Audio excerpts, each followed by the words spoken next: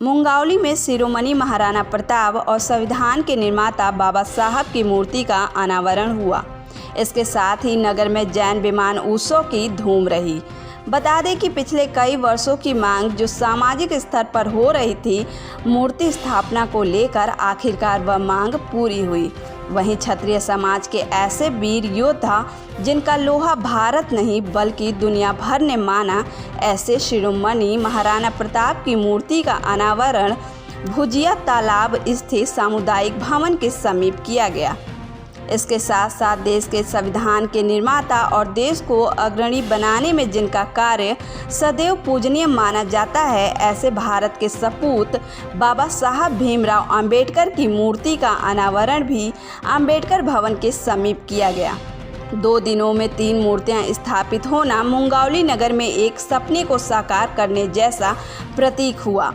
उसकी खास वजह यह रही कि मूर्ति स्थापना की मांग पिछले कई वर्षों से उठती रही थी, परंतु यह कार्य स्थानीय विधायक और मध्य प्रदेश सरकार के मंत्री बृजेश सिंह द्वारा करके एक इतिहास बनाया गया।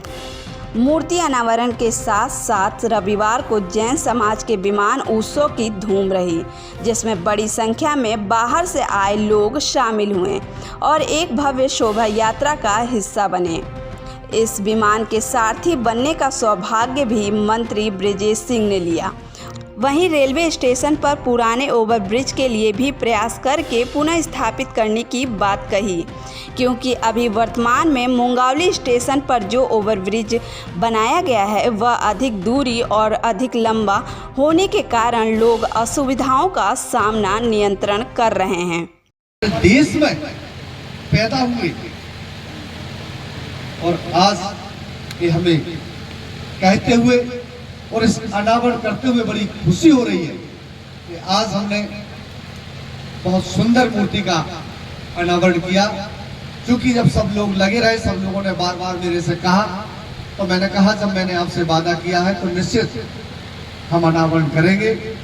और आज सभी युवाओं की वजह से, सभी समाज के लोगों की वजह से और सभी मेरे मंच पर बैठे हुए मेरे सभी साथियों के सहयोग से, केवल अकेला मैं नहीं, सभी लोगों ने कहा कि मंत्री जी अपन को करना है। सबका सहयोग रहा और सबके आशीर्वाद से आज हमने मूर्ति का अनावरण किया है।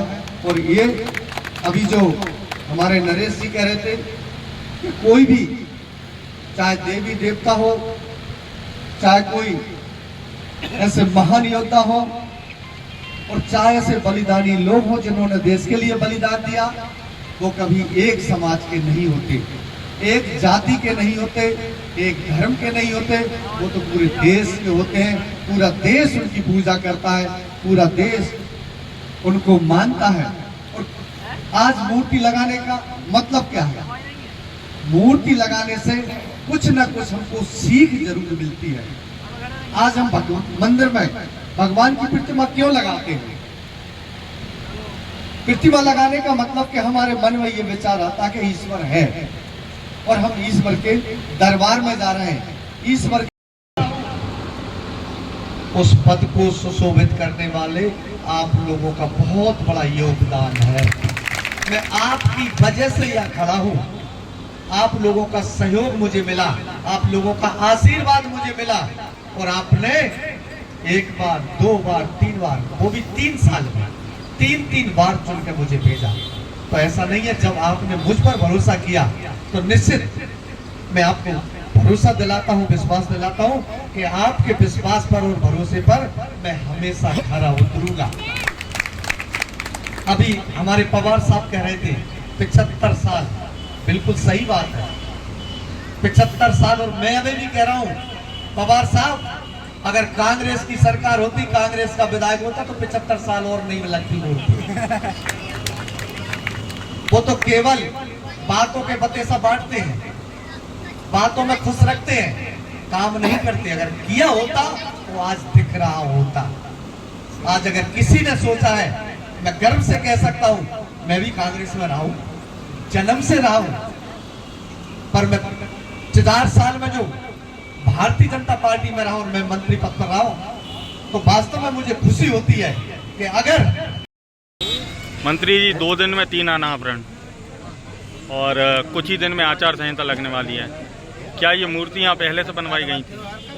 नहीं, क्योंकि मूर्तियाँ, ये मैं तो पहली बात तो ये कहूँगा कि ये कहते हुए मुझे खुशी हो रही है कि आज हमारे मंगावली एक छोटे से शहर में तीन मूर्तियों का हमने जो अनावरण किया है। रानी अवंतीबाई लोधी हो, महाराणा प्रताप जी हो और बाबा साहब भीमराव अंबेडकर जी हो। क्योंकि ये चुनाव से संबंधित नहीं है, ये मांग वर्षों से चली आ रही थी। चाहे हम रानी अवंती जी बाई लोधी की बात करें, चाहे महाराणा प्रताप जी की बात करें और चाहे बाबा साहब की बात करें, आप ये इसको चुनाव की दृष्टि से ना देखें, क्योंकि चुनाव अपनी जगह है और मूर्ति अपनी जगह है। ये हमारे महापुरुष हैं जिनको हम हमेशा याद करते हैं, हम पूजते हैं, जिनकी हम जयंतियाँ मनाते हैं। ऐसे महापुरुषों की मूर्ति रखना, इससे कोई हाँ, ये तो तब चुनाव से जोड़ी जाती कि जब हम चुनाव लड़ रहे होते, प्रचार चल रहा होता, तब हम मूर्ति लगाते। इसका चुनाव से कोई संबंध नहीं है। ये तो हमारा फर्ज बनता है, हमारा दायित्व बनता है कि किसी ने अगर किसी समाज के व्यक्तियों ने अगर कोई मांग हमारे समक्ष रखी तो हमारा कर्तव्य बनता है तो उस मांग को हम पूरा करें। और ये ऐसी एक मांग थी कि ये केवल एक समाज की चीज़ नहीं है, ये हर समाज की, जिसको हर समाज नहीं पूरा देश जिनकी पूजा करता है। आज जैसे हमने महापुरुषों की मूर्तियों का उपलब्धि है। मंत्री, ये 3 मूर्तियां सारी समाजों की बात हो गई। मुंगावली नगर की भी एक बात है कि अशोकनगर रेलवे स्टेशन पर 2 ब्रिज बने हुए हैं। एक पूर्व में जो बना था वो भी बना है और एक नया बन गया। पिपरा स्टेशन पर ब्रिज है नहीं है, पिछले 9 महीने से काम बंद है। मुंगावली का जो पुराना ब्रिज था वो तोड़ दिया। तो लोग बाग, विकलांग महिला हों या विकलांग हों, डिलीवरी पेशेंट हों, बुजुर्ग हों, बच्चे हों, उन्हें बहुत बड़ा घूम के जाना होता है। अच्छा, जो हम स्टेशन की बात कर रहे हैं, जी स्टेशन पे जो ओवर ब्रिज बना हुआ है, ओवर ब्रिज जी।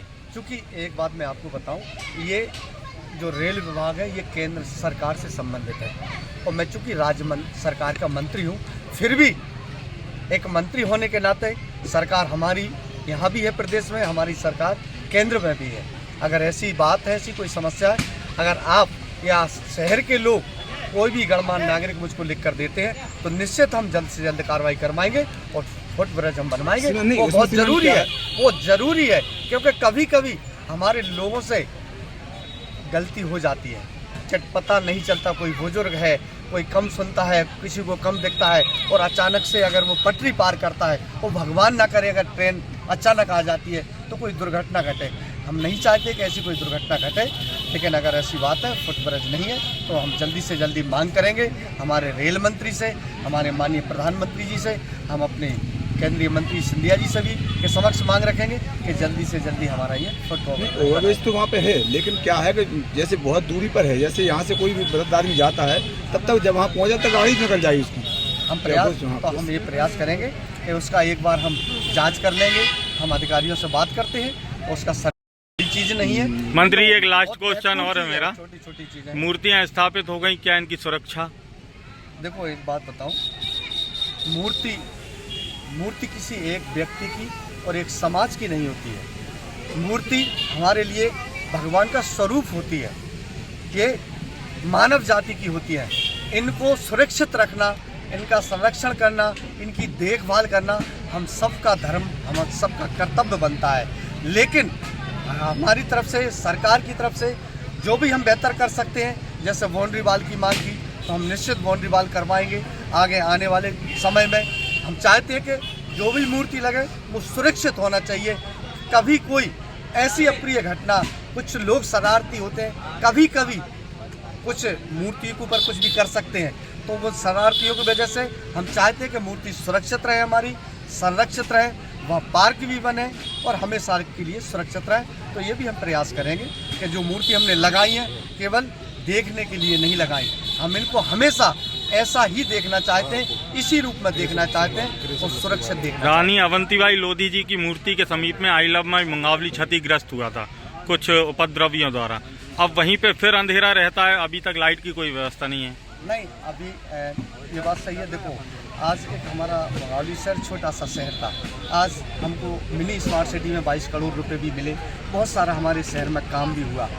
बीच में चुनाव नहीं हुए नगर पंचायत के, वो कुछ समय हमारे लिए ऐसा रहा कि उस समय कुछ काम नहीं हो पाए, पर आज हमारी परिषद है और निश्चित मैं ये आपको विश्वास दिलाता हूँ कि जैसा शहर के लोग चाहते हैं हम वैसी बेहतर सुविधा वहाँ करेंगे। अभी तो वहाँ बहुत सुंदर पार्क भी बन रहा है, वो पार्क बनेगा, लाइटिंग भी होगी वहाँ, हम अच्छी व्यवस्था करेंगे। आने वाले समय में ऐसी तोड़ फोड़ ना हो, कोई ऐसी घटना घटित ना हो। Thank you.